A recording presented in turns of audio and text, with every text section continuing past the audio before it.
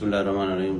हमारे इस्लाम आबाद के साफ़ी हज़रात, मुझे खुशी हुआ कि आप लोगों ने हमें मौका दिया और हमें पसमानदा इलाका है, यानी हम बैकवर्ड कहे कलात, बेसिक मैं कलात से बिलोंग करता हूँ और मेरा GUI जमियत उलमा इस्लाम से सियासी आगाज़ है। PB 36 से जो है ना मेरा इलेक्शन होनी है इंशाल्लाह 9 फरवरी को। तो इस हवाले से कलात की पसमानदगी के हवाले से मैं बात करता हूँ कि वहाँ पे अगर सबसे पहले हक बनती है तो मैं कहता हूँ हेल्थ जो है ना एक सेहतमंद माशरे के लिए, एक आगे जाने वाले माशरे के लिए, एक तरक्की याफ्ता माशरे के लिए बेहतरीन सेहत की ज़रूरत है। वहाँ पे सेहत किस चीज़ से आ जाती है? तो सेहत सबसे पहले हमारा पानी, साफ शफाफ सुथरा पानी हमें मिले, मुयस्सर हो, ताकि हम अच्छा सा सेहतमंद माशरे में रहने के काबिल रहें।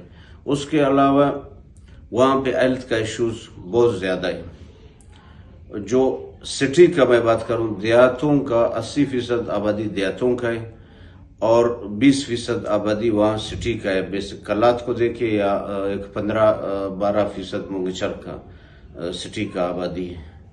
तो उस हवाले से अगर देखा जाए तो मैं कहता हूँ कि वहाँ पे 16 बेड का के हॉस्पिटल है मुंगचर में, एक 30 बेड का हॉस्पिटल है डिस्ट्रिक्ट कलात में।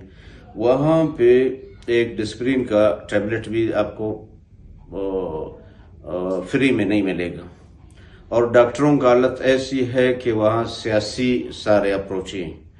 तो जब सियासत इन्वॉल्व हो हेल्थ में, तो मैं कहता हूँ कि हमें फिर सेहत के लिए, जीने के लिए भी अगर सियासत इन्वॉल्व है कि मुखालिफ को ट्रीटमेंट नहीं मिलेगा, मुखालिफ को दवा नहीं मिलेगा, तो मैं कहता हूँ एक अलमिया है और अदम तवज्जो का शिकार है हमारा हेल्थ। और सुबह का हेल्थ के साथ साथ अगर डिलीवरी का केस देहातों का देखा जाए तो जच्चा बच्चा का कोई हॉस्पिटल नहीं है। अगर है भी तो उसमें कोई साजो सामान नहीं है। और इतने अमवात जब होते हैं, यकीनन मैं आपको बताऊं कि दिल दुखाने वाली बात है।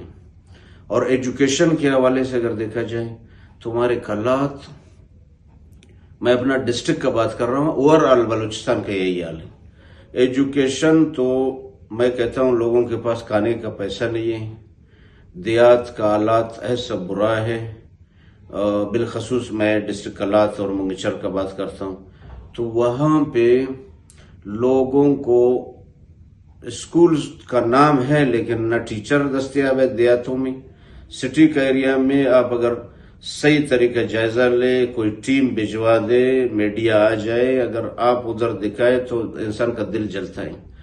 अगर हमारे बच्चे हमारे फ्यूचर है, अगर ये अच्छे एजुकेशन नहीं लेंगे, ये अच्छे से पढ़ेंगे नहीं, तो मैं कहता हूँ हमारा माशरा जाहिल और अनपढ़ में आ जाएंगे।